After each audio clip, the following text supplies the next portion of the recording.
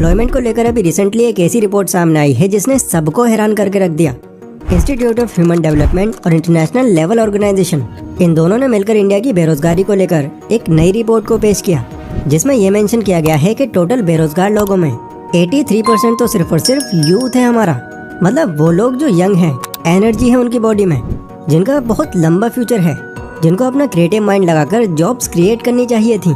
ऐसे युवाओं को जॉब खुद के लिए भी नहीं मिल पा रही और ये परसेंटेज बीते कुछ सालों से कंपेयर किया जाए तो लगभग डबल हो चुका है। इससे भी ज्यादा हैरानी की बात यह है कि इस टोटल यूथ में से भी 82% लोग ऐसे हैं जो यंग ग्रेजुएट्स हैं, यानी वो जो पहले ही हजारों लाखों रुपए पढ़ाई पर खर्च कर चुके हैं और अब धक्के खा रहे हैं नौकरियों के लिए, वैकेंसीज का इंतजार कर रहे हैं। इन शॉर्ट अगर मैं इसको सिर्फ एक लाइन में सम अप करूं तो इंडिया में हर 3 में से एक युवा बेरोजगार बैठा हुआ है। पैसे कमाने का कोई जरिया ही नहीं है उसके पास।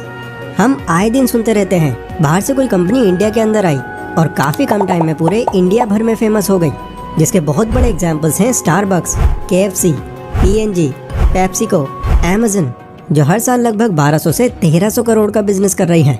पर खुद इंडिया में बैठा हुआ यूथ 1300 रुपए दिन के नहीं कमा पा रहा।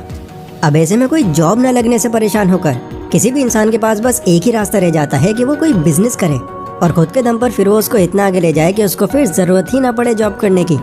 पर बिजनेस करना उतना आसान नहीं है, खासकर तब जब उसकी शुरुआत ही हमसे हो रही है।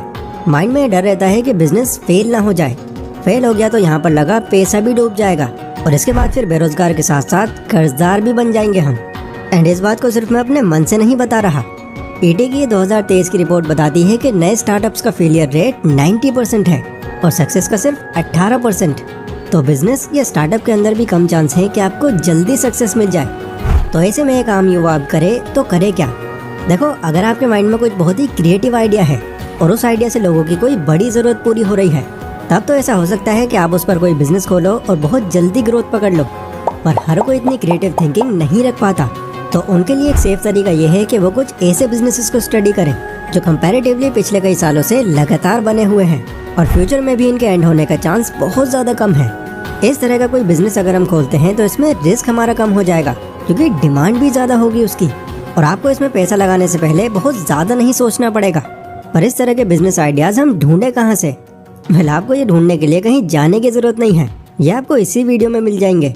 कई अलग अलग तरह के बिजनेस को कंपेयर करने के बाद, उनका ग्रोथ रेट समझने के बाद, मैंने आपके लिए कुछ ऐसे बिजनेस आइडियाज निकाले हैं जो एवरग्रीन है।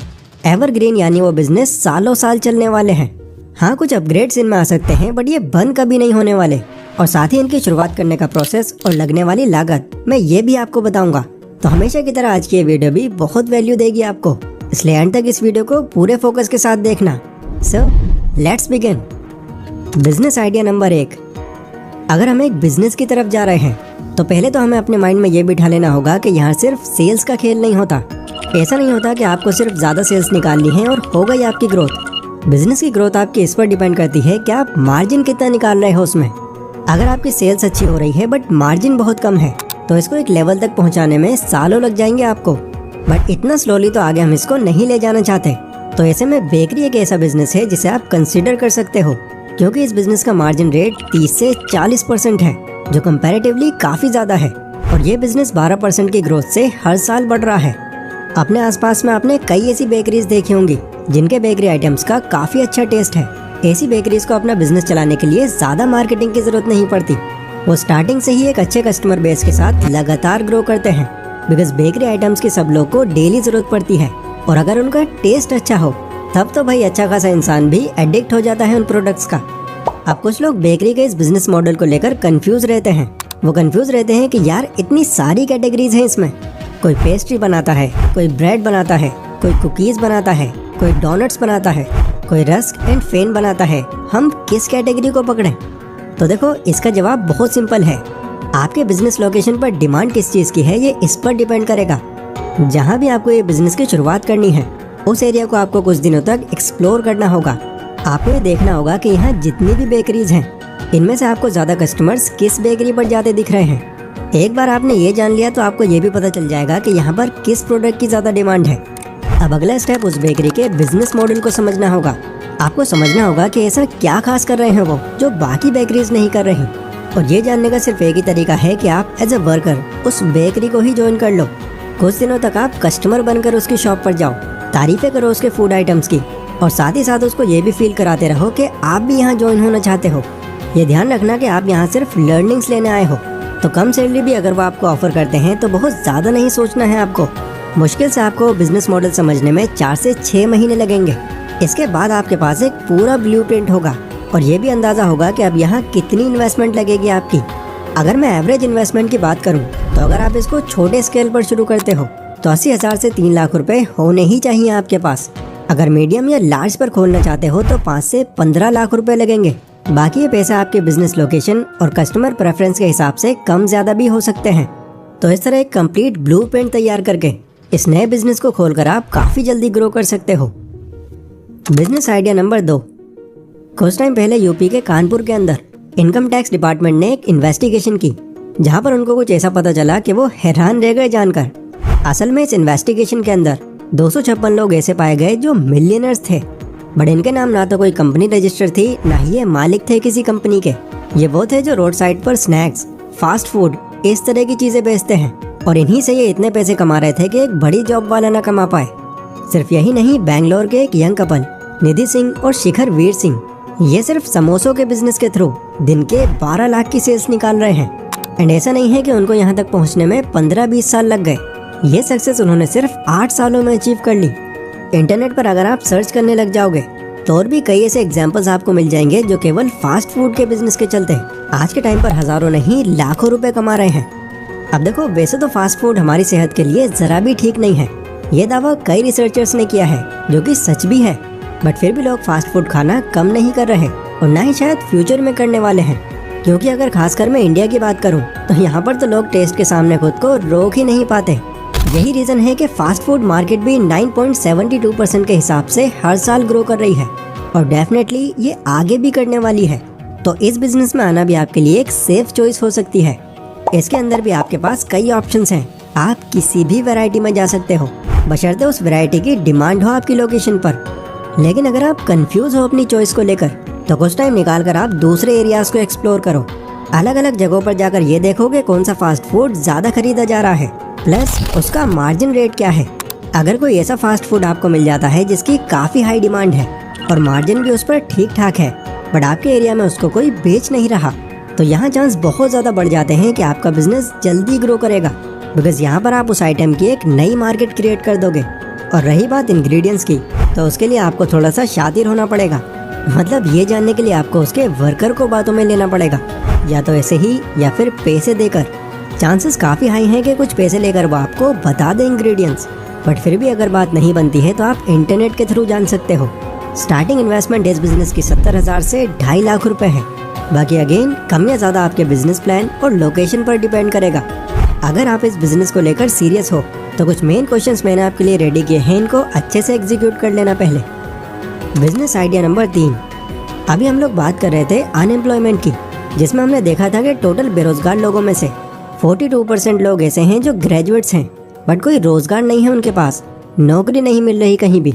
तो ये सब देखकर हमें शायद अब ऐसा फील हो सकता है कि लोग सेल्फ डिपेंडेंट ज़्यादा बनेंगे, अब खुद के दम पर और भी लर्निंग्स लेंगे और इस रेट रेस में नहीं भागेंगे।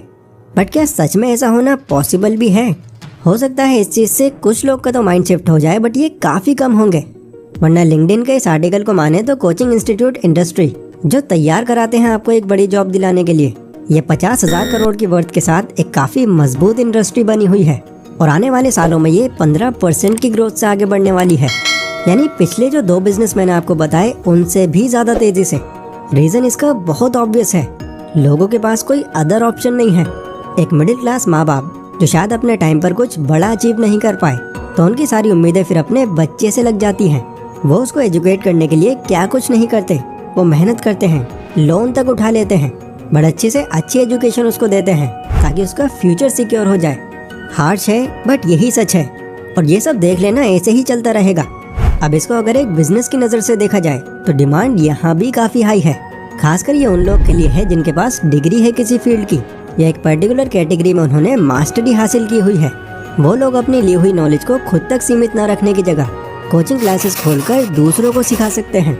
कोचिंग और एजुकेशन के मामले में एक चीज़ आपने नोटिस करी होगी कि इसका डाउनफॉल कभी नहीं आता। हाँ, तरीका ज़रूर बदल सकता है, जैसे कोविड-19 के टाइम पर हुआ था, बट यही बदलता तरीका बायजूस और अनअकैडमी जैसे प्लेटफॉर्म की कामयाबी का रीजन भी बना। तो ओवरऑल आप ये समझ सकते हो कि ये एक सेफ बिजनेस है आपके लिए। लेकिन एक ड्रॉबैक यहाँ पर ये है कि यहाँ पर कंपटीशन भी एक बड़े लेवल पर है। हर कैटेगरी, हर सब्जेक्ट में टीचर्स भरे पड़े हैं। कुछ ऑफलाइन हैं, कुछ ऑनलाइन हैं, तो कुछ दोनों जगहों पर हैं। और यही आपके बिजनेस के अंदर एक सबसे बड़ा चैलेंज बनेगा। मैक्सिमम स्टूडेंट्स कहीं भी ज्वाइन करने से पहले बैकग्राउंड चेक करते हैं टीचर का। वो इस सवाल का सीधा जवाब चाहते हैं कि वो आपको ही क्यों ज्वाइन करें, ऐसा क्या खास है आपके टीचिंग के तरीके में। तो इसके लिए पहले तो आपको अपनी एक रेपुटेशन बनानी होगी। अपनी यूनिक टीचिंग के थ्रू उनको ये भरोसा दिलाना होगा कि आप ही उनके लिए सही चॉइस हो। लेकिन अगर आप ये सारा प्रोसेस खुद पूरा नहीं करना चाहते तो आप किसी ऐसे टीचर को हायर भी कर सकते हो जो ऑलरेडी फेमस है स्टूडेंट्स में। ऐसे में कई लोग को जानता हूँ जो खुद से टीचिंग नहीं करते, बल्कि वो कुछ नॉन टीचर्स को हायर कर लेते हैं और सक्सेसफुली ये बिजनेस रन करते हैं। और स्टूडेंट्स भी वर्ड ऑफ माउथ के थ्रू उनकी खुद ही मार्केटिंग करते रहते हैं। बात करूँ इन्वेस्टमेंट की, तो इन्वेस्टमेंट इसमें आपको एक स्पेस लेने की लगेगी जो कि आप रेंट पर भी ले सकते हो। एंड अगर आप टीचिंग किसी और से करवाते हो तो एटलीस्ट उसकी 4 से 5 महीने की सैलरी पहले ही अलग रखनी होगी आपको, बिकॉज इतना टाइम तो एक कोचिंग सेंटर को जमने में लग ही जाता है। अगर आपका ये बिजनेस चल पड़ता है तो अपनी इस कोचिंग की और भी कई ब्रांचेस निकाल कर आप एक बड़े लेवल पर स्केल कर सकते हो इसको। Business idea number 4। देखो, बिजनेस की इस जर्नी में हमेशा हार्ड वर्क से काम नहीं चलने वाला। ज़्यादा जल्दी ग्रो होने के लिए आपको स्मार्ट वर्क का सहारा लेना पड़ता है। जैसे पहले के टाइम पर आप देखते होंगे कुछ इस तरह के रिक्शे चला करते थे जिसमें ड्राइवर्स को बहुत मेहनत करके पेडल के थ्रू उस रिक्शे को मूव करना पड़ता था। और उसके अंदर भी वो ज़्यादा पैसे नहीं कमा पाता था क्योंकि सवारी के बैठने के लिए सिर्फ 2 ही सीट्स थी उसमें। बट दिल्ली में रहने वाले विजय कपूर ने एक स्मार्ट वर्क दिखाया और ई रिक्शा इंट्रोड्यूस कर दिया, जो लगभग हर रिक्शा ड्राइवर के लिए एक वरदान साबित हुआ, क्योंकि ये ई रिक्शा पैडल की जगह बैटरी से चलता है। 2 की जगह 4 से 5 लोग इसमें बैठ सकते हैं। ये ऊपर से भी कवर्ड है, जिससे वो और उनकी सवारी धूप बारिश से भी बच सकती है।